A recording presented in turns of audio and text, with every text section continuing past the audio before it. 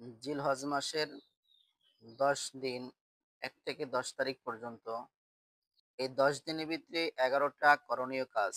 1 number, ফি আইয়ামিম মা'লুমাত, নির্দিষ্ট সময় আল্লাহ সুবহানাহু ওয়া তাআলার জিকির করা।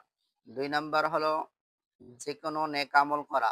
3 নাম্বার, নিজের জীবনকে গুনাহমুক্ত করা। 4 নাম্বার, হজ করা।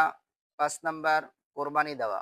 7 নাম্বার, বেশি বেশি সাধারণ তাকবীর পড়া। 8 নাম্বার, তাকবীরে তাশরিক পড়া। 9 নাম্বার হলো জিলহজ মাসের 9 তারিখ আরাফার দিন রোজা রাখা।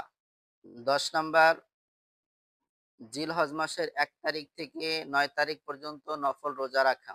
11 নাম্বার, কোরবানির সমস্ত সুন্নাতগুলো পালন করা।